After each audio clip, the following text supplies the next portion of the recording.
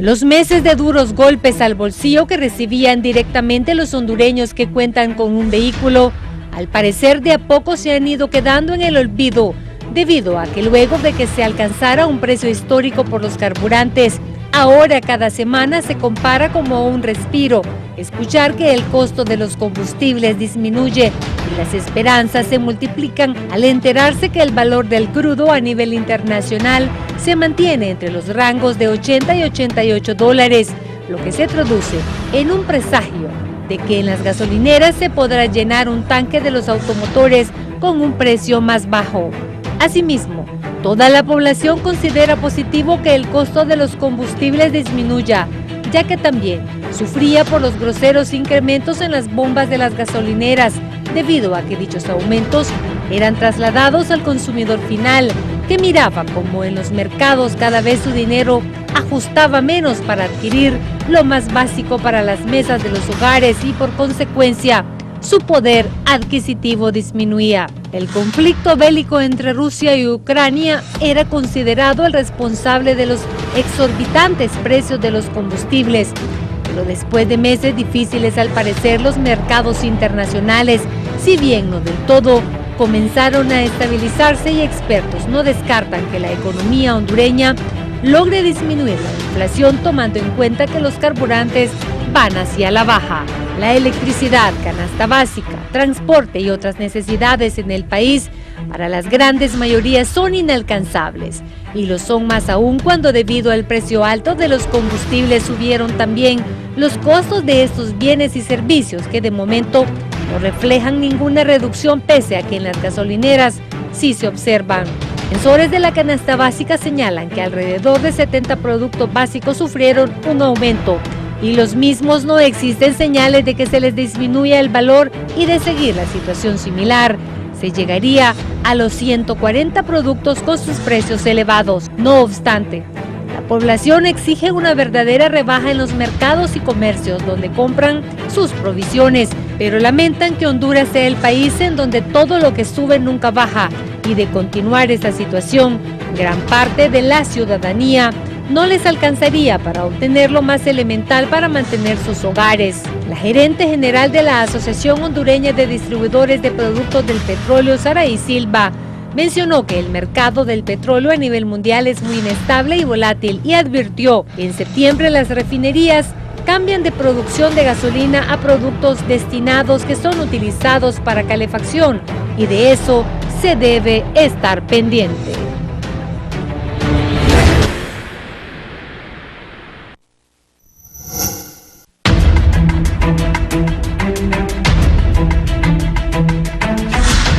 Muy buenos días, Honduras. Es un gusto saludarles y darles la bienvenida esta mañana del lunes 5 de septiembre de 2022 al foro La Entrevista, un interesante tema que vamos a analizar con los expertos esta mañana, así como lo mencionaba en nuestra nota introductoria Judith Bellino.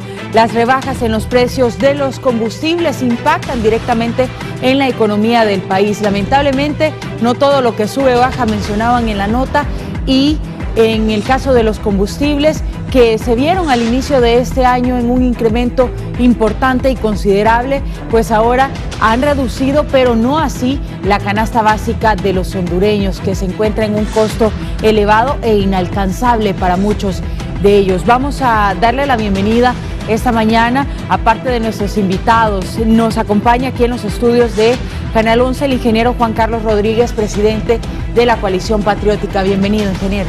Muchas gracias, muy buenos días, y a todo el pueblo hondureño también. Aquí, tratando de platicar un poco sobre este importante tema para Honduras, principalmente cuando se habla de economía, en la cual los combustibles, siendo uno de los factores más importantes que influyen en la economía, tiene que ver con la economía familiar y también de la República. Y vamos a hablar del tema, yo creo que de una manera accesible para la gente, para que entendamos por qué a pesar de que se reduce el precio de los combustibles, no baja la canasta básica. Nos acompaña también vía Zoom el licenciado Carlos Urbizo, destacado economista nacional. Buenos días. Muy buenos días y muchas gracias por la invitación.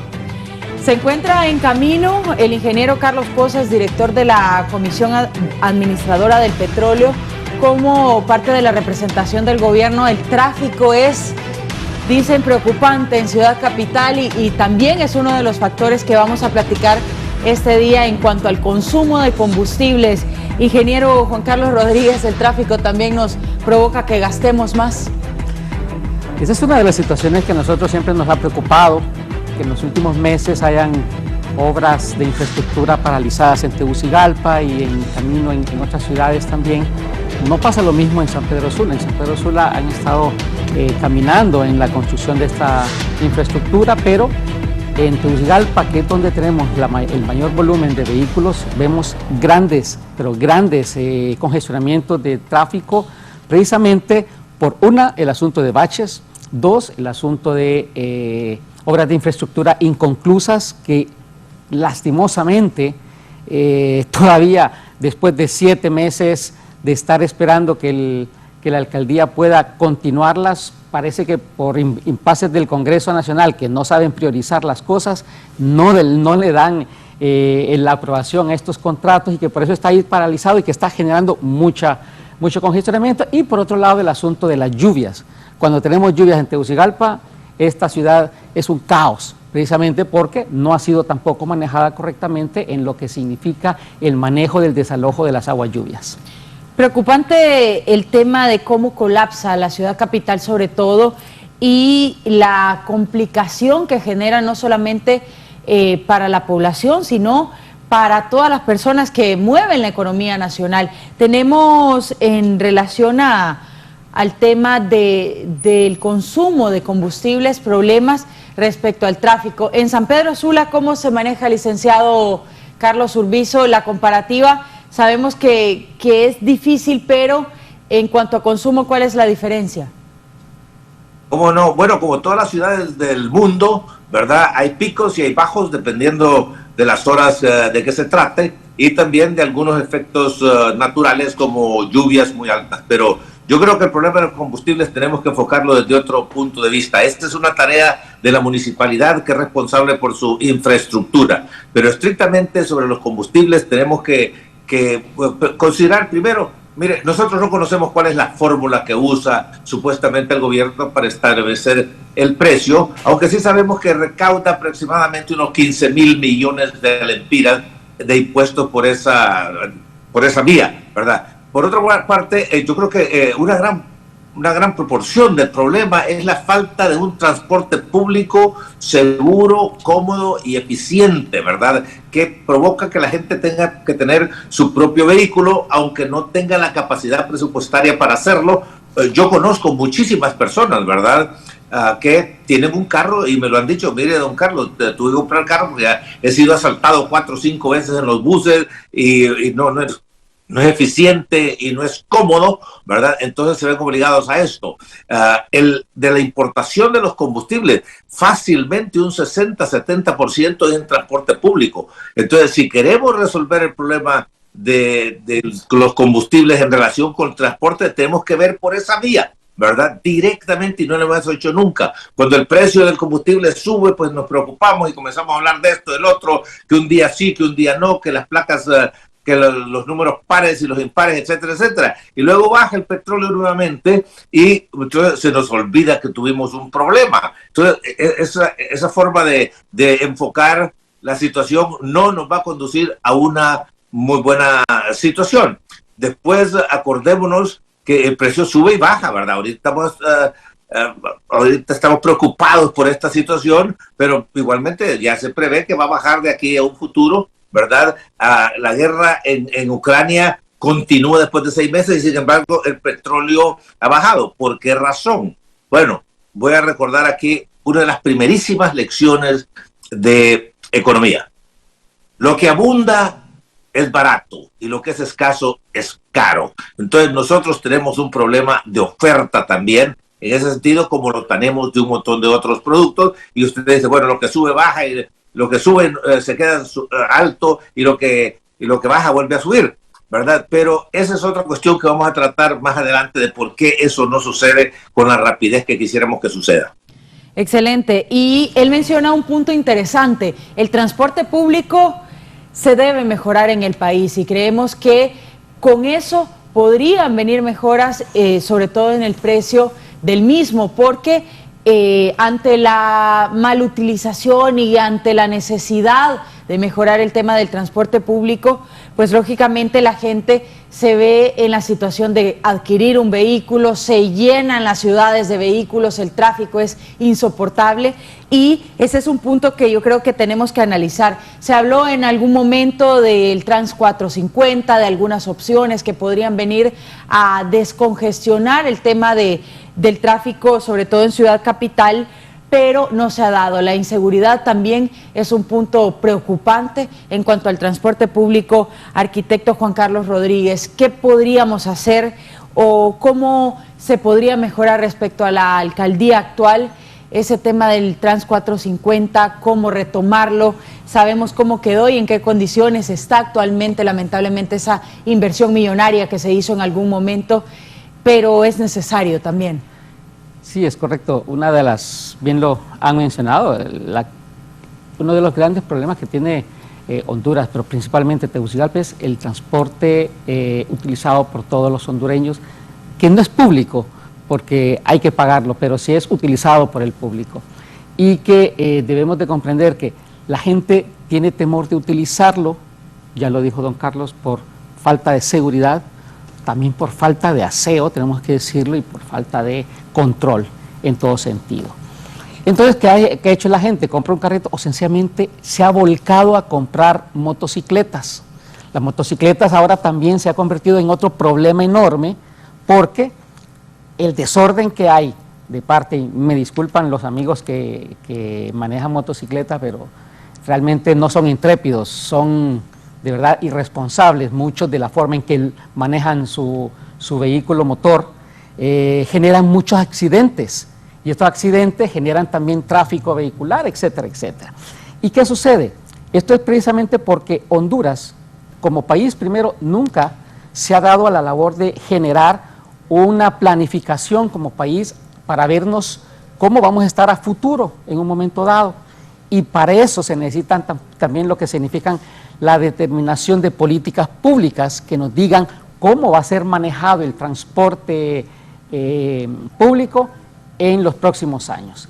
Ya vemos, por ejemplo, Costa Rica ya tiene determinado cuál es su año en el cual el transporte de carácter de uso público sencillamente no va a seguir siendo manejado por combustible fósil, sino que sencillamente por combustible energético, energía, en otras palabras. Esa es una política pública, pero para eso se necesitan también otras situaciones colaterales que necesitará que se diga cómo se va a echar a andar eso.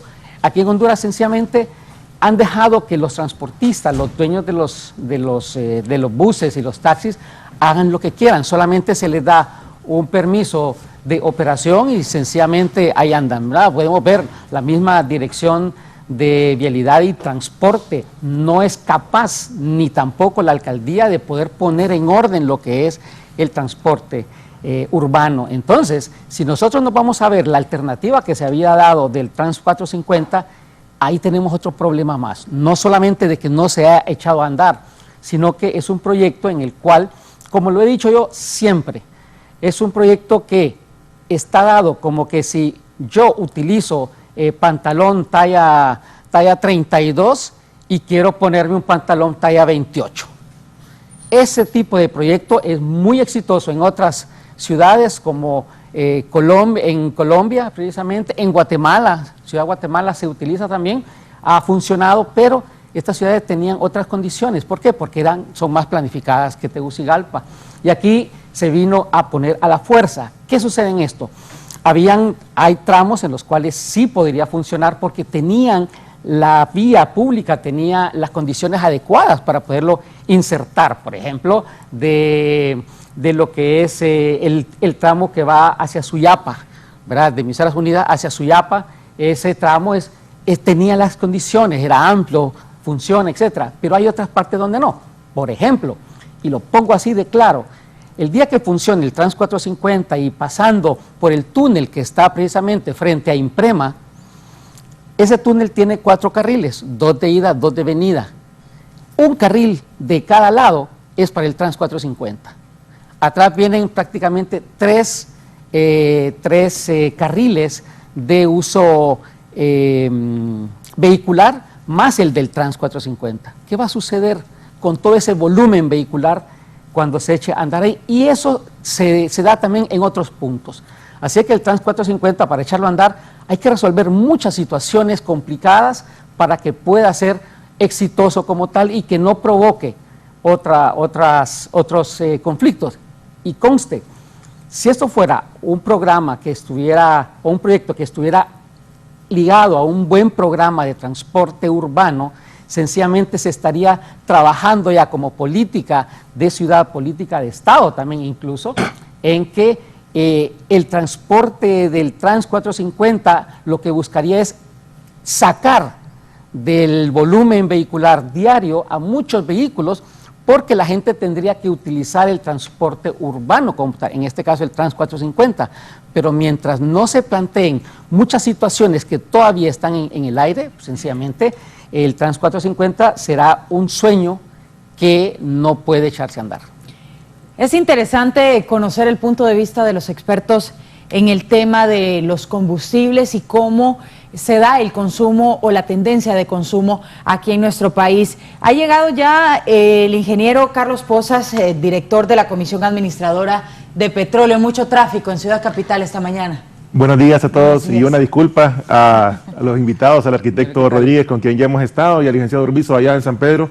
Yo vengo desde Valle de Ángeles y siempre salgo bien temprano porque paso dejando a mis hijos de la escuela. Vengo haciendo fila prácticamente desde que salí. Hoy era un fenómeno particular porque no suele ser así, pero son de esos días que pasan a veces en nuestras ciudades, ¿verdad? Que como lo explicaba, lo venía escuchando por radio, fenómenos como el clima, como el estado de las carreteras, como las obras, a veces nos vuelven tan complicado el tránsito vehicular, ¿verdad?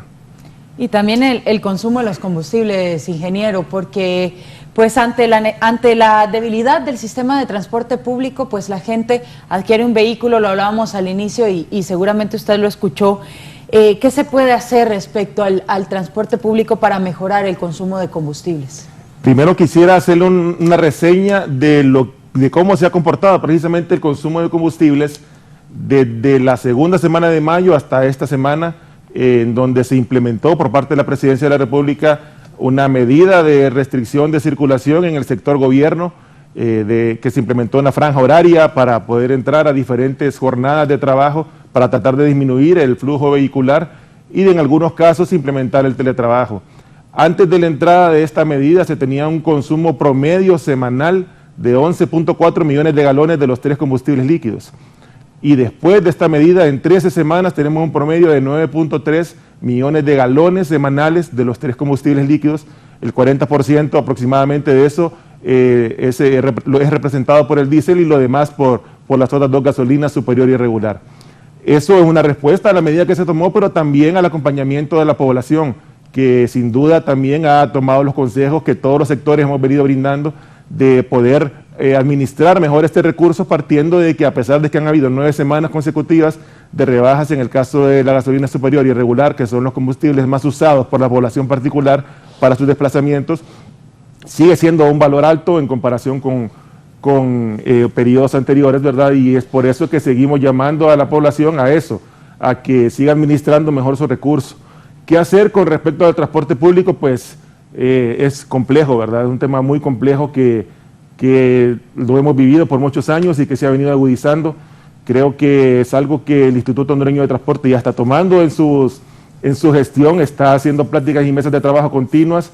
Y bueno, es que es una serie de medidas estructurales, ¿verdad? Que no tienen que ver necesariamente solo con el transporte, sino que con temas de infraestructura, con temas de cultura, con temas aún de nosotros cambiar nuestro concepto de trabajo, de horarios, tantos temas que tienen que conjugarse para que en conjunto puedan dar un resultado en este tema del consumo de combustibles y que pueda trasladársela a toda la población este beneficio. Totalmente, es un conjunto de medidas que se debe tomar para la población hondureña.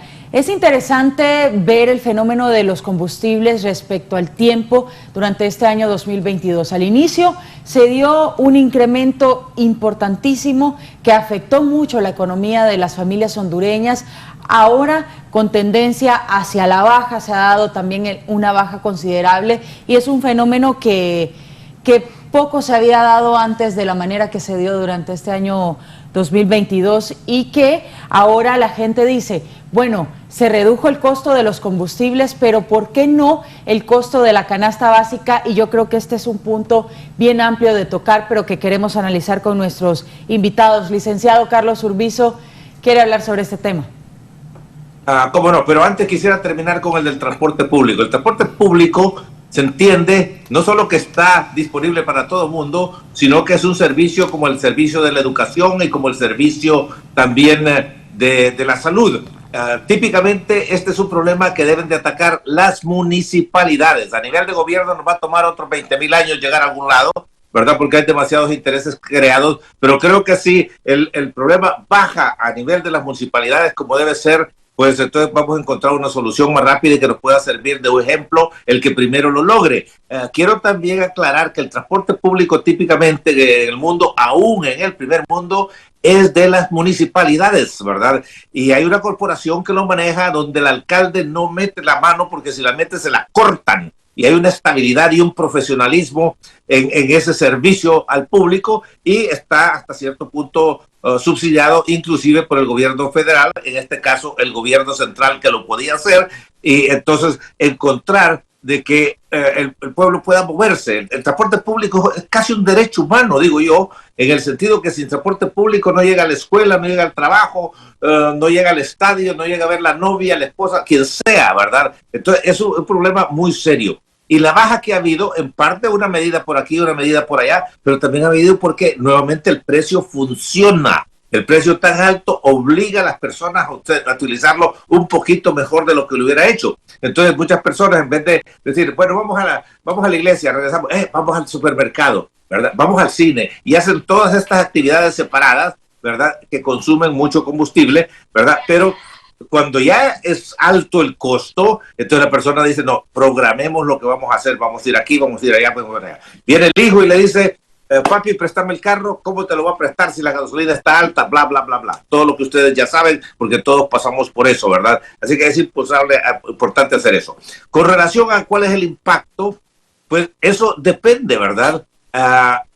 ¿Por qué depende? Porque depende del volumen que te puede usted mover. Digamos, transporte de aquí a Tegucigalpa cuesta 10,000 lempiras, no tengo la menor idea cuánto cuesta, ¿verdad? Y debido a que aumentó el combustible, ahora son 10,500 y lleva no sé cuántas libras, ¿verdad? Digamos que lleva 10,000 libras. ¿Cuál es el impacto por libra? No sé, 5 centavos más o menos. El precio no va a subir en 5 centavos porque los precios no se mueven así. Es una cuestión de comportamiento humano, de psicología, de economía, etcétera, etcétera. ¿Por qué? Porque si los frijoles suben por el transporte y ahora tengo que venderlos a 20 lempiras con 5 centavos, eso no va a suceder. Ya ni hay moneda, ¿verdad? Voy a esperar de repente que se acumulen y aparecer a 20, 50, ¿verdad? Y después voy a aguantar un rato también, ¿verdad? Así que va a estar estira y encoge con relación a ese precio, ¿verdad? Eso es importante conocer. Y después no nos olvidemos que hay un componente de oferta y demanda que se conjuga en cualquier momento. Honduras tiene un problema de oferta. ¿Qué quiere decir? Baja producción en todos los campos. Y mientras esa producción no incremente, entonces los precios difícilmente van a bajar, ¿verdad? No. Tenemos que recordar una cosa. Todos queremos vender al precio más bajo posible. Pregúntele a cualquier vendedor, quiero vender barato. ¿Por qué? Porque va a vender mucho más, siempre que ese precio bajo le permita una utilidad. De otra forma, no va a poder bajar el precio. Eso tenemos que tenerlo en mente. Y para el complemento de que eso suceda, tiene que haber competencia, ¿verdad? Entonces, donde no va a haber competencia, pues ni modo, hay por definición un oligopolio o un monopolio que va a fijar el precio. Pero en el mercado hay muchas personas que venden frijoles. ¿Ustedes creen que en un lado lo tienen a 20 y en otro 20, 22? No, la gente anda preguntando. Entonces, todos tienen que vender más o menos al mismo precio, el precio más bajo, porque si no, hasta que no se agote ese precio más bajo, el otro que lo tiene acumulado no lo va a poder subir. Aquí llegamos a un punto en el que entendemos es complicado, porque, como lo menciona el licenciado Carlos Urbizo, no es que inmediatamente bajan los combustibles, se traslada al costo de la canasta básica. Quisiéramos que fuera así porque entendemos la situación de pobreza y la dificultad económica de la mayor parte de las familias hondureñas. Arquitecto, ¿qué podríamos decir al respecto? Bueno, mire, lastimosamente es cierto, cuando hemos visto en todo este año la tendencia ha sido siempre a tener combustibles con precio alto. Ha estado a la alza la mayor parte del tiempo de este año y apenas las últimas 9 semanas es que hemos visto que ha venido bajando en realidad. Pero, ¿qué sucede? La gasolina son las que han estado bajando estas 9 semanas, pero el diésel solamente ha bajado 5 semanas de las 9. Y recordemos que el combustible que incide más directamente en la economía es precisamente el diésel, porque es el que en algunos casos ayuda a producir, pero también en muchos casos ayuda a transportar, no solamente personas, sino que también productos. Entonces, cuando vemos cuál es el acumulado de las rebajas del diésel, nos damos cuenta que la incidencia no es como nosotros quisiéramos. Primero, no es de inmediato que va a reflejarse, porque una cosa es que empiece a rebajar el día de hoy, pero lo que estamos consumiendo hoy se produjo y se transportó semanas atrás. Incluso de la canasta básica, los granos fueron producidos cuando se tuvo la temporada de cosecha y que estaban los precios altos. Entonces, ahí la única incidencia que se puede tener de inmediato es en el transporte cuando no se han transportado del sitio de cosecha hacia los puntos de distribución, cosa que muchas veces ya ha ocurrido. Entonces, la incidencia en que nos puede llevar a tener un reflejo de rebaja de precios en los productos que consumimos solamente porque bajan los combustibles, no es así, no es tan fácil, ¿no? Y tampoco tiene la misma proporcionalidad, porque el combustible para lo que es producción o transporte no es el costo más alto, ¿verdad? Muchas veces podemos decir, uno de los costos más altos que incide más en la producción más que el combustible es la energía eléctrica más bien. Y esta se ha mantenido estable desde julio para acá, pero ha tenido alzas en los meses anteriores. Entonces, cuando analizamos todo eso, nos damos cuenta que es bastante difícil poder ver reflejado de inmediato, por un lado, pero también va a ser bastante difícil ver que los precios vayan a bajar como todos quisiéramos, ¿verdad? Porque no tienen la misma proporcionalidad.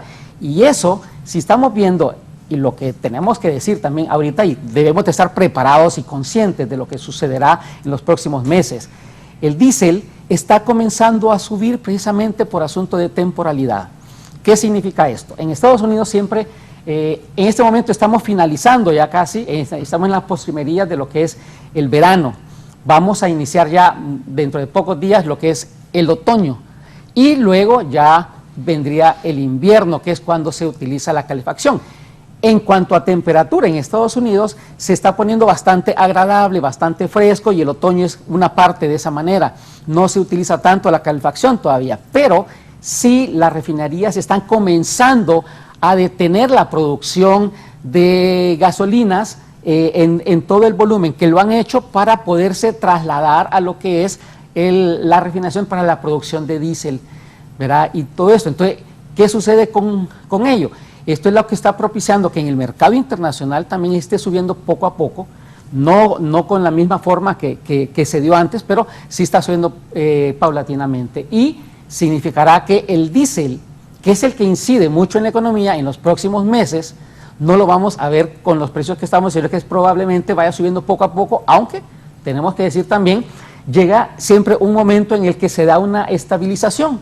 En este momento, por ejemplo, el petróleo en las últimas 2-3 semanas ha bajado de los $100 que ha estado, por encima de los $100 que ha estado antes, ha bajado hacia los 90, 87 dólares el barril, lo más bajo. Y en este momento ha estado haciendo una alza y baja entre los 87 y los 90 dólares.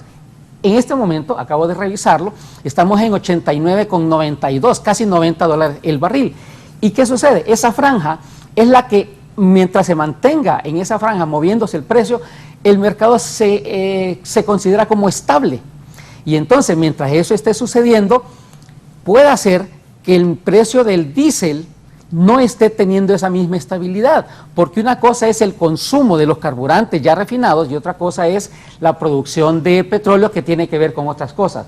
El día de hoy se tiene una nueva reunión de los miembros de la OPEP y ahí se van a determinar se van a dar muchas decisiones que podrán tener que ver con recortes, que tiene que ver con consumo, tiene que ver con oferta y demanda de lo que es el petróleo a nivel mundial, y ahí tendremos que ver también cómo se va a comportar el petróleo en los próximos días. Interesante. Ahora, ingeniero Carlos Pozas, ¿por qué? La misma pregunta, ¿por qué a pesar de que baja el costo de los combustibles no baja la canasta básica? Bueno, eso es un tema que nosotros desde la Secretaría de Energía lamentablemente no tenemos incidencia. Nosotros velamos desde la Dirección de Hidrocarburos por poder trasladar todas las rebajas que se dan en el mercado internacional a los combustibles, pero hay otras dependencias de Estado, ¿verdad?, que son las que están dándole seguimiento también a estos temas y haciendo las negociaciones y las pláticas para que estas puedan ser trasladadas a la canasta básica. El arquitecto lo acaba de explicar muy bien. Lamentablemente no siempre se traslada de una manera tan efectiva las rebajas como si pasa con los incrementos a veces, ¿verdad? Y él lo explicaba muy bien también. El costo de los combustibles no necesariamente es el que mayor impacta en el costo de un producto final, pero sí muchas veces se vuelve una excusa para poder incrementar el precio de los mismos, ¿verdad?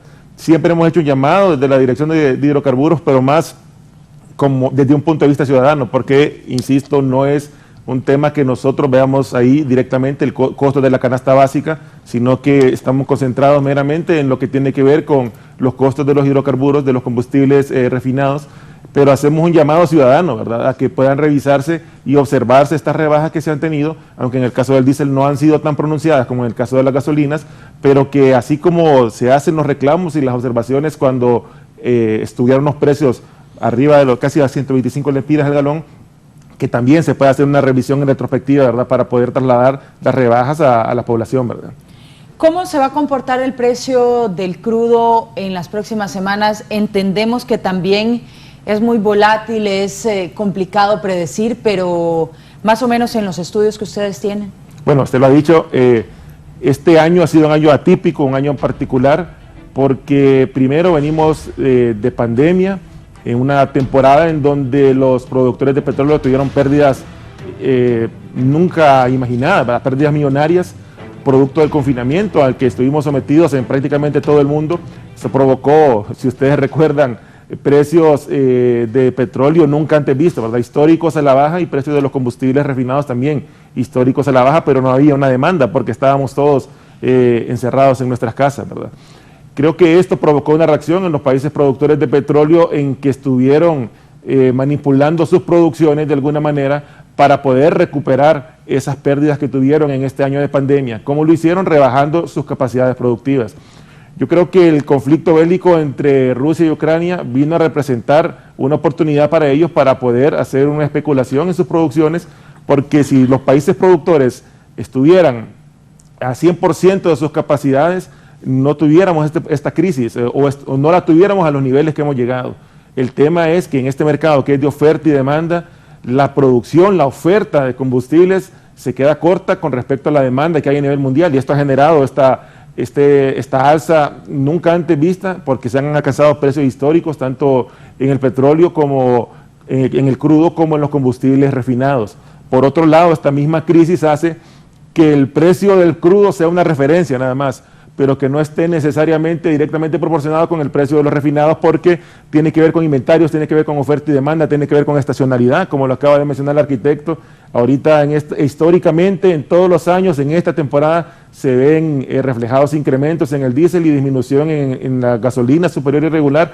Entonces, es bien difícil poder predecir, pero sí hemos observado cierta estabilidad en esa franja que menciona el arquitecto, de entre los 84, 85 dólares, superando los 90 en estas últimas semanas, y eso de alguna manera nos da cierta esperanza de que podamos observar, al menos en las gasolinas, seguir observando reducciones, y el diésel pues lo estaremos observando con lupa, ¿verdad?, para ver cómo se comporta este mercado de referencia y poder tomar las medidas y proponer las medidas que ya se han tomado en el pasado. ¿Cree que seguirá entonces en alza el diésel? Eso es lo que históricamente se ha reflejado, producto de lo que acaban de mencionar, de la proximidad del invierno, que esto genera un alza en la demanda del diésel para efectos de calefacción, y nuevamente es un mercado de oferta y demanda, y esto implica que por supuesto va a tener un impacto en los precios al público en este caso el diésel. Recordemos, somos un país 100% importador, estamos sujetos a las condiciones del mercado internacional, y para ponerle una referencia ahorita, el precio CIF del diésel a la semana pasada era de 90 lempiras con centavos. Ese es el precio al que está llegando el puerto. A eso hay que sumarle la introducción, a eso hay que sumarle los costos de la empresa nacional portuaria, a eso hay que sumarle los costos de refinería. El Estado hondureño tiene un impuesto en el diésel de 10 lempiras con 90 centavos aproximadamente, y el precio en bomba está en 113.96 centavos, si mal no recuerdo, para esta semana. Eso significa que un margen bien estrecho, en el caso del diésel, se reparte entre lo que es el importador, el transporte y finalmente el detallista, que son las estaciones gasolineras. Entonces, hay una nebulosa en cuanto a que alguien se está atiborrando de dinero con esta crisis, y la verdad es que los márgenes tanto de los diferentes sectores de la cadena de comercialización, como en este caso el agente operador del servicio de transporte, no se han tocado en varios años, ¿verdad? Y de hecho el único que ha visto afectado su margen dentro de la cadena de comercialización es el Estado hondureño, con la medida que la presidenta tuvo a bien echar a andar, nomás comenzado su gobierno, de rebajar 10 lempiras por cada uno de estos 3 galones, cada uno de estos 3 combustibles líquidos por galón. Ese es la única modificación que ha tenido la estructura de precios de combustibles, ha sido esta reducción del impuesto. Y eso ha sido para poder enfrentar un escenario que no lo veíamos tan claro al comienzo de la administración y que se agudizó durante esta administración. Ahora, la otra pregunta es que, sí. Respecto a esa pregunta, quisiera hacer ver algo. Miren, cuando se habla de cómo se va a manejar los precios de los combustibles, uno usualmente debe de manejar el asunto tendencia, ¿verdad? No es posible ser tan exactos de cómo va a funcionar. ¿Por qué digo esto? El diésel en este momento comenzó a subir. En algún momento vamos a ver que en estos próximos meses van a haber alguna rebaja y después va a volver a subir. Pero la tendencia es para una proyección de alza.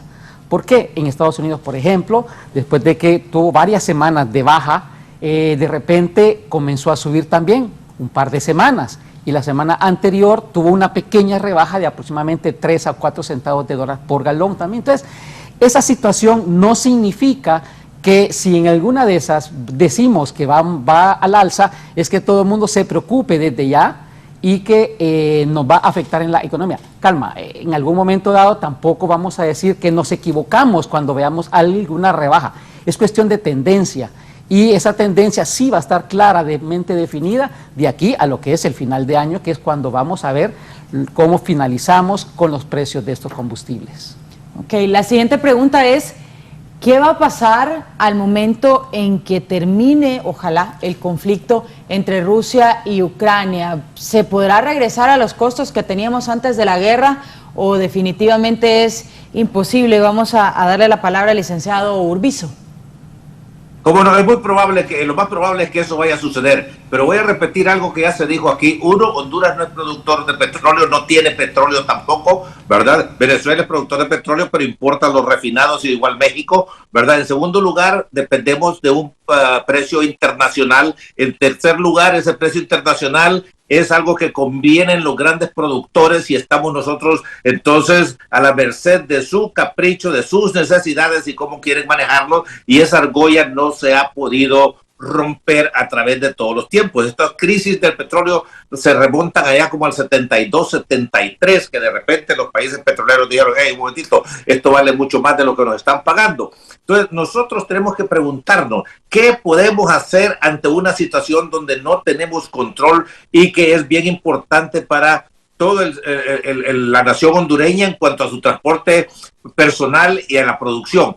¿Por qué está subiendo el diésel? Bueno, acuérdense que cuando algo comienza a subir, entonces la gente en el mundo entero comienza a buscar alternativas. Cuando subió la gasolina, entonces hubo una gran promoción por carros, taxis aquí que se mueven con diésel, etcétera, etcétera. Y de un barril de petróleo solo sale tanta gasolina, tanto diésel, tanto bunker, tanta querosina, etcétera, etcétera, ¿verdad? Y pueden manipular un poquito esa fórmula. Entonces estamos ante esa realidad y esta situación, si la llegamos a superar, se va a presentar nuevamente en algún lado. Vamos a tener lo que llamamos nosotros un choque a la oferta, ¿verdad? Entonces, el gobierno de Honduras tiene que ver cómo va a responder, como han respondido otros países. Por ejemplo, puede dar créditos especiales que sea un incentivo para la energía renovable, que la gente ponga, ¿verdad?, algunos paneles de energía solar, que cambie algo que le consume demasiado energía por otra energía y que le dé. Ahí han habido varias veces unas campañas para cambiar los bombillos, ¿verdad? De manera que sean económicos, ¿verdad? Y es una inversión millonaria, pero que se paga ella sola. Entonces, verdaderamente, aquí nosotros estamos comentando eso, pero tiene que haber un grupo de personas experimentadas, con gran preparación académica, ¿verdad? No solamente hondureños, porque no tenemos esa gran experiencia tampoco, por mucho que creamos que somos chingones, ¿verdad? Esa experiencia está en un lado. Europa es un ejemplo muy claro, porque Europa no genera tampoco petróleo ni tampoco productos refinados. Japón también. Yo creo que debemos de aprender algo de estas personas y hacerlo ya, no solo en el momento de crisis que comenzamos nosotros a quejarnos de esto. Y recordemos que para el que tiene muchos ingresos, el costo de combustible es relativamente importante. Quien tiene ingresos muy altos llega a la gasolinera y le dice, lléname el tanque. El que tiene pocos ingresos, cada 2-3 días está comprando 2-3 galones. Esa es una responsabilidad del gobierno, de ver cómo se resuelve ese problema, porque es un problema que no es de un grupo, es de toda la nación hondureña, ¿verdad? Entonces sí vamos a tener alguna rebaja y sí vamos a tener un alza en el futuro. ¿Cuándo? ¿Quién sabe? ¿Verdad? De repente hay un conflicto por Taiwán y vuelve a haber otra crisis, ¿verdad? Preparémonos, ya sabemos nosotros que eso. El mundo, cuando ha tenido relativa estabilidad, pues el precio del petróleo se mantiene. Nosotros tenemos años de no estar platicando sobre el petróleo, ¿verdad? Si bajó hasta como a 20 y pico de dólares el barril no hace mucho tiempo y ahora está en 85, 90 y dicen que unos dicen, los optimistas que va para 60, 70 y los pesimistas dicen que va a pasar otra vez de 100. Ahí hay proyecciones de 150 y 180 dólares que veo yo, ¿verdad? Y por firmas bien respetables. De manera que volvamos a Honduras. ¿Qué vamos a hacer nosotros para resolver el problema de la oferta? Cuando haya un montonón de frijoles, no va a importar que el diésel suba o que el bunker suba, porque el efecto del precio va a ser muy bajo, ¿verdad? Vamos a tener abundancia. Eso, ¿qué es riqueza? Abundancia. ¿Qué es pobreza? Escasez, ¿verdad? Ahora, Honduras tiene un problema, la nación hondureña, que no solo tiene escasez, sino que tiene ingresos muy bajos. El salario promedio es de 6,200 lempiras según INE, y el mínimo es como 12,000 lempiras. Matemáticamente es una imposibilidad. Hasta que analizamos nosotros la información y nos damos cuenta que la razón por la cual eso es 6,200 y no 12,000 es porque el patrón no lo puede pagar. Si yo tengo un pequeño taller de carpintería y alguien llega a buscarme trabajo, yo le digo, yo te ofrezco 4,000, 5,000 lempiras, y dice, pero el mínimo es 12,000. Ah, pues anda a buscarlo donde te pueden pagar 12,000, porque yo no puedo. En una llantera, ¿ustedes creen que gana el salario mínimo? No, y esos son asalariados. Después tenemos los de cuenta propia, pobres personas que están trabajando duramente y tienen un ingreso promedio según INE de 4,200 lempiras, por Dios. Y hay más trabajando en el sector de cuenta propia que les quieren pues incentivar y motivar diciéndoles que son grandes emprendedores, y eso no es cierto. Yo he hecho mis encuestas empíricas quiere decir que no son científicas, ¿verdad? Y que salgo y le pregunto a muchos que están trabajando por cuenta propia si aceptarían un trabajo al salario mínimo. Corriendo me dicen, invariablemente. ¿Por qué? Porque dentro de ese grupo que sale el promedio de 4,200, hay unos pocos que inclusive pueden ser millonarios por cuenta propia, pero hay otros, el grupo más grande, que son los que vemos en las calles, nosotros en los barrios, todo esto. O sea que Honduras tiene que enfrentar todos estos problemas estructurales que hemos tenido por 200 años y dejar de estar poniendo parches a toda la situación solo para apaciguar a las personas. Eso tiene que acabar si queremos ir nosotros más adelante. Pero eso no se va a acabar mientras tengamos un sistema político como el que tenemos, donde el Congreso no responde a nosotros, el Congreso responde a sus dueños. Y no me voy a cansar de decir eso, porque eso es una burla y una negación a la democracia, donde yo como ciudadano no tengo absolutamente ningún poder, excepto cada 4 años a votar por alguien que ya escogió un dueño de movimiento. El día que el pueblo hondureño entienda eso,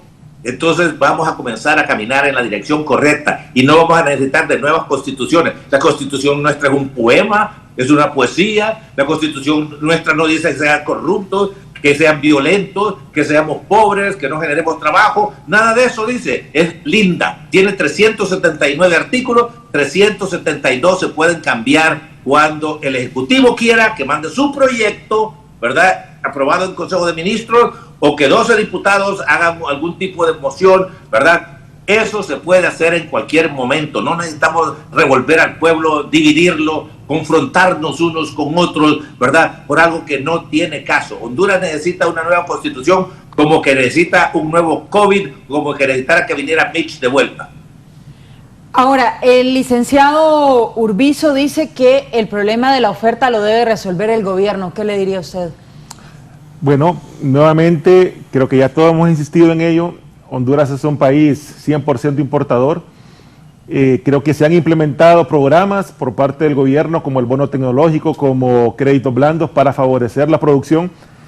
Y ahí es donde se está haciendo ese énfasis, para poder mejorar esos índices de producción y que esto no se vean trasladados en la canasta básica.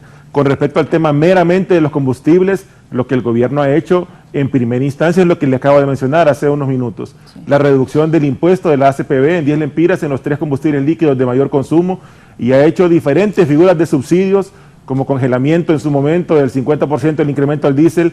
En su momento tuvimos la última medida de congelamiento de la gasolina regular y el diésel, y todas estas medidas en conjunto, a eso le sumo también el congelamiento del gas GLP doméstico, que tiene prácticamente todo el año de estar congelado y va a estar hasta el 31 de diciembre de este año, de acuerdo al decreto que se estableció.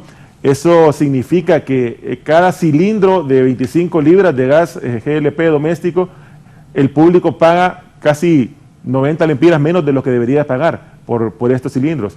Y entonces estas medidas en su conjunto, la reducción del impuesto ACPB, las diferentes figuras de subsidios, y aún con estas medidas de restricciones de circulación que han representado un menor consumo y por lo tanto una menor captación de la ACPB, en su conjunto suman al 30 de julio más de 4.000 millones de lempiras que el Estado hondureño ha puesto en la figura de subsidios, en la figura de congelamientos y en la reducción de impuestos. Entonces esas son las medidas que por lo pronto se han tomado para poder apalear esta crisis por parte de la población. Y por supuesto que hay acciones que son estructurales que tienen que hacerse, y no pensando nada más en apagar el incendio, sino que en poder enfrentar estas situaciones, y se está trabajando en eso, en poder tener un marco estructural que nos permita tener respuestas ya definidas a cada uno de estos escenarios de crisis, por lo menos en el tema de los combustibles. Es algo en lo que estamos trabajando para no estar cada vez que se presenta una crisis, porque lamentablemente cada vez van a ser más frecuentes, como yo le acaba de decir el licenciado. Hoy es el conflicto bélico Ucrania-Rusia, mañana puede ser otra pandemia global, mañana puede ser otro conflicto socioeconómico en otra parte del mundo. Entonces esto es algo que lastimosamente lo vamos a ver cada vez más seguido, y esto nos empuja a buscar otras alternativas. Energía renovable es algo que se va a impulsar desde este gobierno, buscar tener mejores tarifas de energía eléctrica. Ya se han negociado más de la mitad de los contratos, por lo menos en intención, ¿verdad? Lo manifestaba el ministro Tejada en sus cuentas, que ya hay un preacuerdo en más de la mitad de los contratos de generación eléctrica, y eso es algo que pues nos llena de optimismo, ¿verdad? De que vamos por buen camino, que va a costar, por supuesto. Venimos de muchos años de olvido de todos estos temas, en donde algunos grupos se han visto beneficiados de estas crisis, y por supuesto que eso no se va a cambiar de la noche a la mañana, pero una de las grandes lecciones y uno de los grandes retos que tenemos es precisamente eso: generar un marco, una estructura que nos permita un plan a largo plazo y no nada más estar apagando fuegos. Y respecto al tema de los subsidios, ¿por cuánto tiempo será viable mantenerlos por parte del gobierno? Es una muy buena pregunta, es una figura que no es sostenible a un largo plazo. Sin embargo, se han hecho esfuerzos descomunales, ¿verdad? Partiendo de las finanzas que se recibieron en esta administración. Como le menciono, al día de hoy estamos hablando solo en lo que tiene que ver con combustibles de más de 4.000 millones de lempiras, y esa cifra no está actualizada, la tenemos hasta el 30 de julio de este año. A eso tiene que sumarle el subsidio que el gobierno absorbió en el incremento de los pliegos tarifarios de energía eléctrica y las proyecciones de lo que se viene. Entonces, es algo que definitivamente a largo plazo no es manejable y por eso es que se están haciendo los ajustes y las planificaciones correspondientes, tanto en todo lo que tiene que ver con la cadena de energía, desde energía eléctrica hasta hidrocarburos, para poder traerle respuestas a la población que sean sostenibles a largo plazo. Y ahí llegamos a un punto interesante, el tema de energía renovable, que sabemos que podríamos abarcar otro foro completamente solo con ese tema, porque entendemos la importancia y tenemos en Honduras la riqueza y el recurso para poder desarrollarlo, arquitecto. Sí, mire, yo creo que es algo muy importante. Cuando vemos los vaivenes que ha tenido, como bien lo dijo el ingeniero Poza ya, el combustible, precisamente por el manejo del petróleo, que es por conflictos mundiales, etcétera, etcétera, y que este gobierno sí creemos nosotros que es algo positivo, ¿verdad? Buscar combustible alternativo o fuentes energéticas alternativas para tratar de cambiar la dependencia que tenemos tan fuerte con los combustibles. Eso es algo importantísimo, lo que está haciendo la ENE en su momento para renegociar, y no sabemos cómo está este asunto todavía de EH, pero algo tiene que pasar. Es para beneficio del país, perfecto, todo eso es bueno. Así que yo creo que mientras el gobierno actual de verdad maneje esas directrices hacia la búsqueda de mejorar las condiciones de primero la energía eléctrica y luego lo que pueden ser los combustibles alternativos, es algo que va a beneficiar a Honduras. ¿Por qué? Porque definitivamente no podemos seguir pensando en lo tradicional nada más. Ya el mundo está cambiando y cuando se habla, por ejemplo, de los subsidios no son algo muy beneficioso, creo que es algo aceptable para un tiempo determinado, pero afecta las finanzas de un gobierno, las finanzas de un Estado. Y miremos el ejemplo del LPG doméstico, ¿verdad? Es un subsidio que yo casi pronosticaría que el otro año van a tener que mantenerlo. Se mantendrá. ¿Por qué? Ya bien lo comentó el ingeniero. Ahorita el gobierno está absorbiendo prácticamente 90 lempiras de un chimbo de LPG. ¿Qué va a pasar a diciembre si se mantiene alguna estabilización de precios de combustibles y de petróleo a final de año? Lo que va a pasar es que no va a poder tener el gobierno la posibilidad de quitar ese subsidio y darle un bombazo a la economía, principalmente productiva en este caso, con un precio que se va a disparar a 90, 80, 100 lempiras hacia arriba. Va a ser imposible, entonces van a tener que mantenerlo hasta que los precios de los carburantes vayan bajando a unos niveles aceptables. Así es que eso es casi un pronóstico que podemos ir haciendo. Pero algo muy importante en esto también es que, de la pregunta que usted también hacía antes, ¿qué podemos ver como pronóstico al asunto del precio del petróleo? Mire, cuando este conflicto bélico de Rusia contra Ucrania finalice, no es que todo se pondrá de nuevo a la normalidad y va a bajar el precio del petróleo, no, la economía mundial tendrá que acomodarse y eso le tomará varios meses para que se pueda acomodar.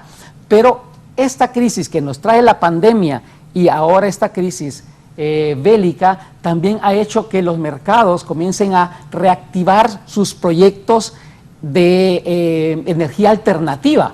Por ejemplo, hoy en día se habla más de lo que es la producción de vehículos movilizados por electricidad.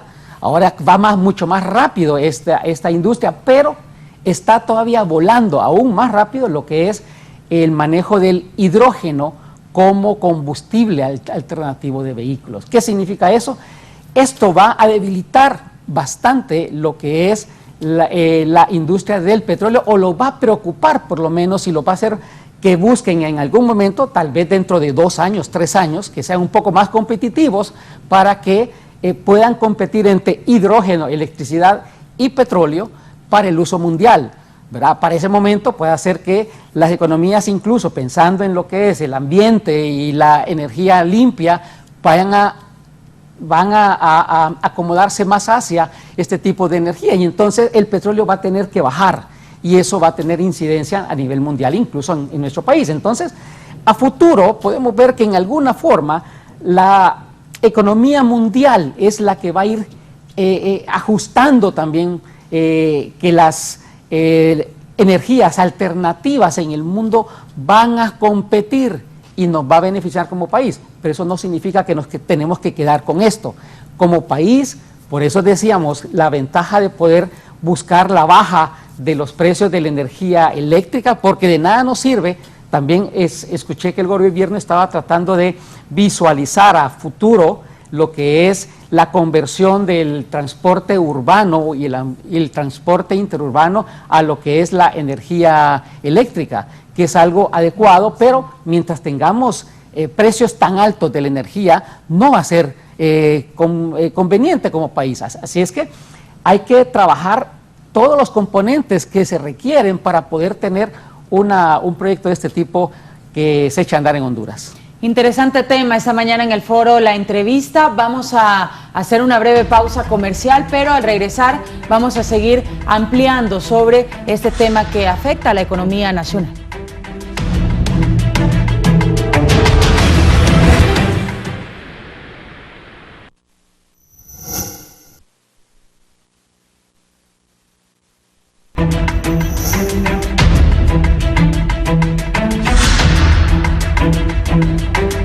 Regresamos con más del foro La Entrevista, esta mañana analizando el costo de los combustibles y sus repercusiones en la canasta básica de los hondureños.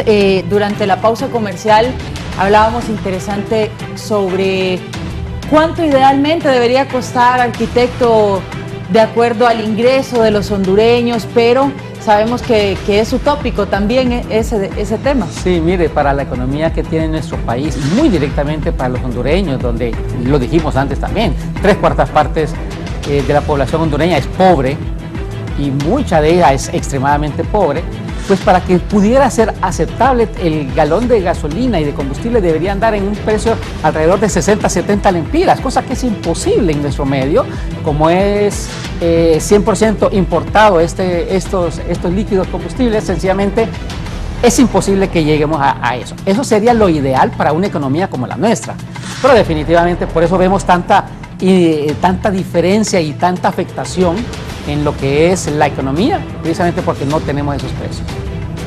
Ahora con el licenciado Carlos Urbizo, se ha analizado recientemente, en las últimas semanas, que el asesor presidencial dijo que se podría traer Petrocaribe y que si los combustibles seguían con esta tendencia a seguir más caros, se podría analizar esta propuesta. ¿Qué analizaría usted respecto a esa posibilidad? Bueno, mire, antes que esto, pues tengo que referirme a algunos comentarios que se hizo anteriormente aquí en este programa. Hay una anécdota que dice un cacique, dijo, a mí póngame las cosas claras, yo me encargo de oscurecerlas, y al revés también. El gobierno no está haciendo ningún sacrificio reduciendo un impuesto que es un costo artificial que alguien se inventó que así fuera. Mire, si alguien me lleva 100 lempiras de la bolsa y cuando me ve la cara triste me regresa 50, me está subsidiando, me está haciendo un sacrificio él regresándome 50 lempiras de los 100 que me llevó. No, el gobierno no tiene ningún derecho divino y mucho menos no ha tenido nunca 200 años la sabiduría para colocar los impuestos, ¿verdad? Pero por otro lado, sí le voy a decir que se puede justificar un impuesto inclusive más alto. ¿Y por qué? Porque el precio es determinante en la conducta de la persona en su consumo o en su ahorro. Nosotros no tenemos petróleo, como se dijo ya aquí sobradamente, ¿verdad? El precio es arbitrario por la OPEP, etcétera, etcétera. Entonces, entre más alto sea el precio, mejor uso vamos a hacer de aquello. Y entre más bajo sea, más lo vamos a desperdiciar y van a andar por arriba y por abajo, ¿verdad? Ahora, como nosotros, como dije anteriormente, y no, esto es algo que tengo que decirlo como en economía, oferta y demanda, y como la Iglesia Católica, en el nombre del Padre, el Hijo y el Espíritu Santo, ¿verdad? Por relación al gobierno, si nosotros cobráramos 200 lempiras el galón y la diferencia entre el precio real, que excluye los impuestos que están ahorita, son 100 lempiras, y ese dinero se utilizara para financiar el transporte público eficiente, seguro, cómodo, bonito, todo lo que usted quiera, con buenos aromatizadores por todo el olor que puede encerrarse ahí, creo que estaría bien. Pero sabemos nosotros que si eso sucede, ese dinero va a coger para otro lado. Ya en el tiempo de la administración del presidente Callejas se hizo un fondo de 180 millones de dólares y a saber dónde paró. Nunca se dio una rendición de cuentas de eso. Entonces tengamos eso en mente. Después tiene usted la ENE y que tenemos unos costos altísimos de energía. Yo asesoro una compañía que el año pasado perdió 21 días enteros de producción y es una compañía que produce 24 horas al día, ¿verdad? Y además de eso, incurrió alrededor de 15 millones de lempiras en daños causados por esta variabilidad en el suministro de energía. Óigame, con solo que se mejorara eso, nosotros podríamos estar mucho mejor, ¿verdad? Así que lo que ha ocurrido en el ENE, por toda esa gran corrupción que ha habido a través de toditos los tiempos, ¿verdad? Y no nos podemos atribuir que en 6 meses esto ha hecho lo mismo, es porque el gobierno ha visto la ENE como una secretaría de Estado y no como un negocio, que es lo que es. ¿Cuál es el déficit de las secretarías de Estado? 100% de lo que gastan, pues no tienen ingresos, pues. Lo único que tiene ingresos es la ENE, como 30,000 millones, entiendo yo, una cosa así, ¿verdad? Y entonces tiene un déficit, que ese déficit, ¿verdad?, lo absorbe el gobierno. Dicen que somos nosotros el gobierno, sí, ese déficit lo vamos a tener que pagar. Y hay respuestas siempre y cuando se pueda ver como negocio. Cuando hemos escuchado nosotros que hay desfalcos, que hay corrupción, que hay manoseo de contratos en la cervecería, por ejemplo, una tabacalera, o en Química Dinar, que siempre les doy ejemplo porque son unos monstruos que venden miles de millones de lempiras? No lo hemos visto. ¿Por qué? Porque es un negocio y lo protegen tanto sus dueños como los empleados que han entrenado a través del tiempo y hacen carrera. ¿Cómo va a creer usted que va a coger de la calle el Banco Atlántida a alguien para que sea gerente de su compañía? Y eso es lo que hace aquí. Todos los gobiernos de la calle sacan a alguien. Y digo de la calle porque no tiene ninguna experiencia en ese negocio, no se ha preparado a través de los tiempos, hecho una carrera que culmine en un premio que se llama gerente de esta compañía o presidente de la junta directiva. Entonces tenemos que enfocar esos problemas estructurales. La ENE tiene que ser vendida para que deje dañar y golpear al pueblo hondureño. ¿Cuál era la pregunta ahora? Bueno, conozco suficiente. No conozco suficiente de Petrocaribe, pero no decir que Petrocaribe depende de Venezuela y Venezuela solo tiene un petróleo ahí que le llaman pesado, creo que tiene un componente de azufre tan grande que como no tiene dinero, Venezuela no ha podido pues mejorar su equipo para procesar ese petróleo y ha terminado importando combustibles. Lo mismo sucede con Irán, México. Imagínense usted que son productores de petróleo, importan el producto refinado, por Dios. Ahora, licenciado, usted menciona se debe vender la ENE. ¿Qué podría decir usted, ingeniero? No, que es una pena. Sinceramente, ese tipo de comentarios, él decía que la ENE se ha visto como una secretaría y no como un negocio. Y la verdad es que quienes la han administrado sí lo vieron como un negocio, pero como un negocio particular. Y eso es lo que nos tiene lamentablemente en esta situación, ¿verdad? Yo creo que pretender privatizar una empresa que debería de ser soporte para el Estado y para el pueblo en general, yo creo que es algo que no debería de ponerse en la mesa, que no debería de estar en la expectativa de ningún ciudadano hondureño que le tenga amor a este país. Pues sinceramente eso responde a intereses particulares, es mi punto de vista, y yo creo que la administración actual de la ENE está siendo muy valiente al sentarse de frente con los generadores y poder hacer estas negociaciones de estos contratos que han sido sobrevalorados, que fueron negociados con triquiñuelas, con algunas cláusulas por debajo de la mesa, y eso es lo que tiene a la ENE al borde del colapso. No el hecho de que se haya visto como una secretaría, fue el hecho de que algunos pocos lo vieron como negocios particulares y que la expectativa que tenemos como ciudadanos es que respondan ante la ley por ese manejo que le dieron. Pero creo que es una postura que no vamos a compartir de ninguna manera, que la solución a esta crisis que fue generada por administraciones anteriores con respecto a la ENE sea venderla, ¿verdad? Porque eso sería de alguna manera responder precisamente a aquellos que generaron esta situación. Ingeniero, lo mismo decían de Hondutel. Yo me acuerdo que Hondutel ganaba 1,000, 2,000 millones porque nos estaba atropellando. Hasta el 25 de diciembre del 2005, un minuto en los Estados Unidos costaba 83 centavos de dólar. Al siguiente día entró Celtel con 39 centavos. Hoy cuesta 10 centavos. Y a veces gratis a través de WhatsApp y a través de Facebook. ¿Cómo podemos? Ahí está la muestra. Pero hay que contar la historia completa también, licenciado. Recuerde cómo se manejaron la venta de las bandas anchas. Déjeme terminar, yo lo dejé terminar a usted, ¿verdad? Usted tiene derecho a su opinión, que esté equivocada, ¿verdad? Porque el gobierno no está para manejar negocios ni financiar servicios a través de negocios.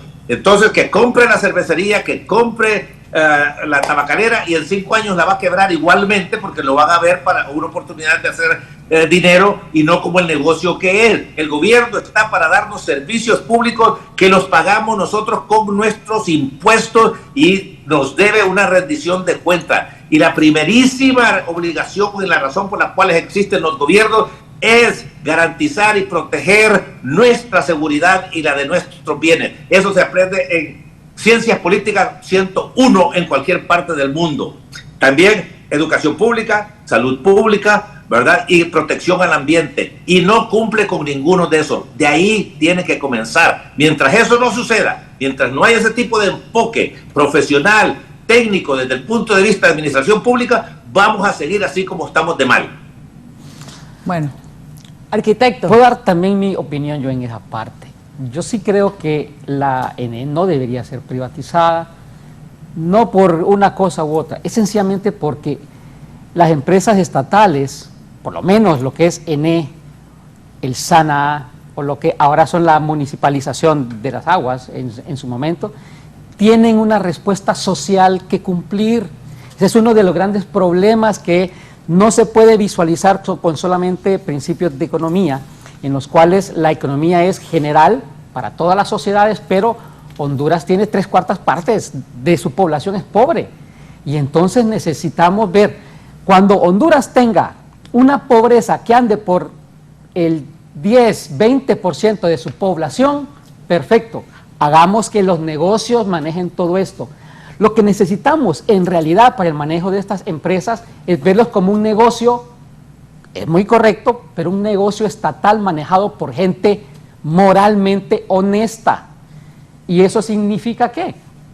Buscar gente que realmente esté comprometida con Honduras. Que por la cantidad de empleados que pueden tener esta empresa va a ser imposible. Bueno, pues hay que poner candados en los cuales podamos visualizar cómo aquel que quiera meter la mano, que quiera hacer cosas chuecas, sea inmediatamente castigado. Pero en realidad Honduras, mire, yo le digo una cosa y se lo digo muy francamente al licenciado Urbizo. Si nosotros privatizamos la ENE, la empresa privada lo que va a hacer es, sí, necesito que esto sea un negocio rentable. Y recordemos algo, la ENE tiene este déficit hasta ahora precisamente por el negocio que han hecho los privados, ¿verdad? Tanto EH es privado como los generadores en su gran mayoría es privada. La energía más barata que tiene la ENE es la que produce la misma ENE. Entonces, ¿qué es lo que sucede con esto? Cualquier cosa, y veamos lo que cuesta hoy en día un litro de refresco de soda, para no dar marcas. Es algo que es casi consumido por todos los hondureños. Sin embargo, usted puede ver en los precios de las pulperías, de los supermercados, cómo ese precio ha ido subiendo y subiendo, y no se mira que el precio vayan a mantenerlo, porque la gente que trabaja en la construcción, en los mercados, vendiendo en la calle, lo consume, no lo van a poner a precio cómodo pensando en la gente pobre, porque es algo que no es rentable. Entonces, mejor arreglemos primero nuestro país, arreglemos a la gente que ha metido las manos en la ENE, en Hondutel y en el SANA, bueno, el SANA ya está fuera, pero Hondutel y la ENE, para realmente después decir, ok, hagamos que la empresa privada lo maneje o sea copartícipe de esta actividad, pero realmente mientras tengamos tanto pobre en Honduras, la situación social no puede quitarse de la vista de los gobiernos. Bueno, y todos coinciden, al menos sí, licenciado. Bajo ese razonamiento, el gobierno debe dedicarse a sembrar arroz, maíz y frijoles también, y manteca. Sí. También, no, está hablando usted de otro tipo de, lo que pasa es que no existe, ¿verdad? Y ese razonamiento simplemente es un sofisma, arquitecto. Tal vez en otra oportunidad podemos platicar un poquito más tranquilamente. Eso, sí. Y desde el punto de vista, ¿verdad? No solo teórico, sino que práctico. No, pero es que yo no digo que el gobierno haga, sino que muchas veces yo mismo pongo en tela de dudas los bonos que se dan, porque los bonos son dinero. Se entrega dinero para que alguien lo utilice para siembra. No hay que darle dinero, porque muchas veces los dineros se utilizan para comprar vehículos, para hacer viajes, para otras cosas. Lo que yo digo con eso de que el gobierno tiene que sembrar es que dé la capacitación y que dé lo que tiene que dar para que la gente siembre. No es el gobierno que lo va a hacer, porque no estamos en un estado ni comunista, ni mucho menos. Pero sencillamente el gobierno debe de asegurar también que los fondos que brinda para que se genere una actividad económica dé resultados. Si no, estamos gastando dinero como tirársela en el agua. A eso me refería. Pues, ojalá que tuviéramos una oportunidad de discutir esto, como le digo, desde otro punto de vista y con más tiempo que no tenemos ahorita. Pero esencialmente estamos hablando de un modelo de gobierno que algunos compartimos y otros no compartimos. Y no lo compartimos porque lo hemos visto. Yo acabo de terminar de leer la historia de Lee Kuan Yew con relación a Singapur, y todo el mundo solo ve la parte económica y solo ve la parte de bonanza que tiene Singapur ahorita, y no ve cómo inició Singapur allá por 1959, que pasó en una prácticamente guerra civil continua entre los chinos y los malasios, hasta que Malasia dijo: ya no te quiero en esta federación, andate, mejor sé tú libre, independiente y chino, ¿verdad? Por este gran conflicto que había, y ahí comenzó Lee Kuan Yew su liderazgo para crear esta ciudad-nación, porque es una islita, como que Honduras le dijera a las Islas de la Bahía: no, ustedes váyanse, quédense libres, ¿verdad? Así que ahí tuvo que haber también reformas agrarias. En Corea del Sur, reforma agraria. En Taiwán, reforma agraria. En México están desde 1910, que fue la razón por la cual hubo esa gran revolución, ¿verdad?, contra Porfirio Díaz, en la revolución por la reforma agraria, y todavía no termina. Así que, pero ni modo, ya el tiempo se nos ha acabado. Y mire, usted tiene un concepto de gobierno, yo tengo otro, somos ciudadanos, ¿verdad? Si hubiera democracia, el pueblo podría decidir, pero como no hay democracia, deciden los dueños de movimiento. Bueno, y usted es parte del gobierno, ingeniero. Recordarle al licenciado Urbizo que la administración del 2006 al 2010 del ENE, que manejó la licenciada Rixi Moncada, fue la última administración que generó superávit en ENE, demostrando que sí es posible administrarla correctamente y que deje de ser el lastre para el Estado que ha sido durante los últimos 12 años. Y nuevamente insisto, esa idea y esa propuesta de privatizar la ENE creo que es un premio para aquellos que la han deprimido hasta los niveles en los que estamos, ¿verdad? No, porque usted no sabe cómo se va a privatizar. Sí, usted está asumiendo que los que están explotando ENE van a ser los dueños, y es otra cosa que no hay tiempo por acá. Yo estoy hablando de hacerlo profesionalmente. ¿Y cómo no va a tener superávit ENE si es un monopolio que nos explota? Eso fue en el pasado, no en los últimos 12 años. Usted tiene 6 meses de estar ahí, y yo estoy hablando de toda la historia de la ENE a través del tiempo. Lo mismo hizo Hondutel, explotando lo que convirtió a muchos ciudadanos en iliteratos técnicos, tecnológicos, que no lo pueden manejar, ¿verdad? ¿Por qué? Porque no tenían acceso a una energía, a un sistema de teléfonos, ¿verdad?, que fuera eficiente y barato como lo es hoy en día. Todo el mundo tiene. Hay más de 9 millones de teléfonos móviles. ¿Y por qué? Yo le he puesto que usted tiene un teléfono de Tigo o de Claro, pero no de Hondutel. Y si lo tiene de segunda. Todos tenemos de Tigo o de Claro, porque no queremos tratar con una Hondutel. No queremos tratar con el gobierno para un servicio que yo pago, como cuando voy yo a un establecimiento privado y yo exijo, y si no me gusta el producto reclamo. Ir a Hondutel es como ir a un ministerio. Oiga, ¿cómo es posible que bajó de 4,000 empleados a 3,000, a 2,000 y todo siguió igual, peor, ¿verdad? Así que dejémoslo ahí, y yo respeto, que quiero decir, tiene derecho usted a pensar como piensa, y yo tengo derecho a pensar como pienso, y tengo derecho también a presentarle una opción a los que nos escuchan, y usted tiene otra, y el arquitecto tiene otra, y que el pueblo diga: pero me gusta esta, me gusta más la otra, aunque es un poco incompleta porque lo hemos tocado en último minuto.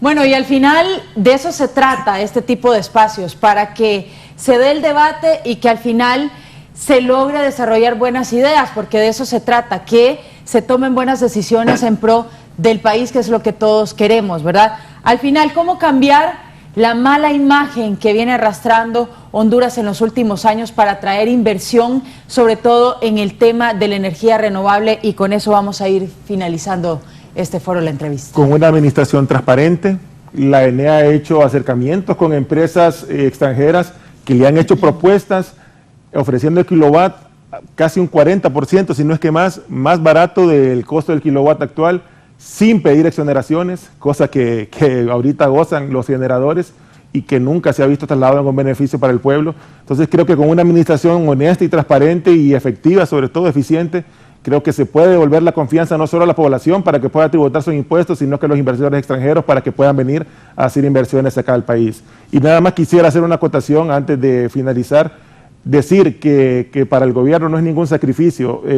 Todo lo que se ha derogado en subsidios y en una disminución del impuesto me parece que es contar una película incompleta, ¿verdad? Porque venimos de una situación financiera en donde todas las arcas del Estado están saqueadas, y decir que prescindir de 4.000 millones de ingresos para el Estado hasta lo que vamos del año es algo que no golpea, porque por un lado se lo doy y pronto se lo quito. Creo que es contar una versión algo alterada, sin contar con el antecedente reciente de saqueo institucionalizado en el que recibimos el país y del cual lo queremos sacar. Bien, gracias, ingeniero, por acompañarnos esta mañana. Arquitecto, su conclusión. Pues yo creo que tenemos que ver algo muy claro.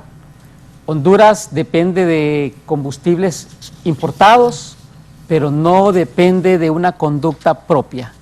El hondureño debe de seguir manteniendo sus medidas de ahorro, porque todavía los precios, aunque hayan bajado, siguen siendo caros. Debemos de pensar en Honduras. Si Honduras ha gastado un poquito más de 1.400 millones de dólares en 6 meses en la factura petrolera, faltan ya menos de 6 meses, pero significaría que si duplicáramos eso son 2.800, que esperamos que llegue por lo menos a 2.500 por alguna rebaja que ha habido en el consumo, pero todavía es una factura alta para un país como el nuestro. Hay que seguir ahorrando, y con lo último que estaban comentando, con el asunto de la inversión para las energías renovables, pues yo creo que lo que Honduras necesita es primero dar confianza al inversionista. Eso significa estabilidad política, estabilidad jurídica, estabilidad económica, y ver que todas las reglas del juego no solamente van con exoneraciones, porque la exoneración es lo menos que un inversionista necesita ver en un país. ¿Por qué? Porque al final lo que un inversionista necesita es establecerse ahí por un largo tiempo, que le sea rentable por un largo tiempo, y no estar cambiando de sitio en cortos periodos de tiempo. Así es que Honduras tiene que trabajar eso. Esa es una de las esperanzas que el hondureño ha tenido con este gobierno, y esperemos que se dé, porque al final de cuentas el que va a tener los beneficios de la inversión extranjera y nacional va a ser el pueblo hondureño. Si no los tenemos es precisamente porque las cosas no se están haciendo bien. Así que muchas gracias por la invitación. Gracias a usted, arquitecto. Nos despedimos, licenciado Urbizo. ¿Cómo no? Un par de cosas. Todo el dinero que tiene el gobierno es de nosotros lo pagamos. El gobierno no produce nada, y es que los impuestos son el precio que pagamos nosotros por servicios públicos, y son deficientes, insuficientes, malos, y el dinero pues derrochado. Y este gobierno no se debe de sentir todavía culpado por esto, porque solo tiene 6 meses, todavía no sabemos, así que no tiene que defender cosas que son indefendibles, ¿verdad? En segundo lugar, estamos hablando de un tema micro, que es el sector eléctrico y las empresas dentro de cada uno de estos sectores, y siempre va a haber alguien que le provea de alguna forma, ¿verdad? Con corrupción, sin corrupción, ojalá que fuera sin corrupción, pero en la forma que está organizado el gobierno hacia ahorita, pues no es posible que suceda fácilmente. Tenemos que ir por una gran transformación que puede ser socialdemócrata, aunque no han definido qué quiere decir eso, porque en sí es una contradicción. Socialismo es cuando el gobierno es dueño de todos los medios de producción, y democracia es cuando hay libertad política y económica, que no la hemos tenido en 200 años. Y por último, todos los gobiernos comienzan en cero.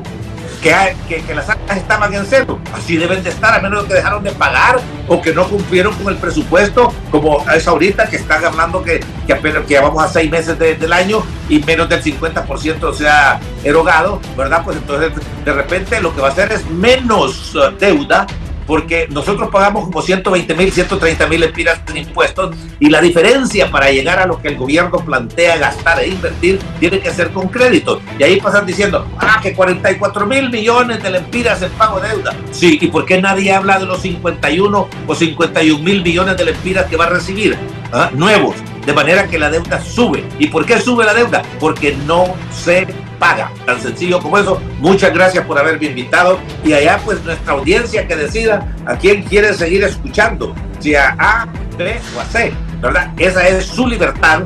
Y quisiéramos tener esa libertad de poderla manifestar en unas elecciones libres totalmente, democráticas totalmente, que no ha sido el caso. Y sí ha violado, pero abiertamente, ¿verdad?, los artículos 37, 44, 45 y 64 de la Constitución, desde que se hizo esa Constitución hace 40 años, que la hicieron a espaldas nuestras, ¿verdad? Por las razones que fueran, entre ellas porque no había medios de comunicación como hoy en día. Hoy en día, si hubiera una constituyente, que yo creo que no necesitamos, o necesitamos así como necesitamos el COVID, entonces todo el pueblo hondureño tiene que participar, no los partidos políticos. Eso es como poner al tacuacín a cuidar la gallina. Bueno, les agradezco a nuestros invitados de esta mañana por haber sido parte de este foro, la entrevista, también a ustedes que nos han sintonizado a través de Canal 11.hn y a través de las diferentes frecuencias de Radiovisión Honduras. Así concluimos, que tengan ustedes un feliz día.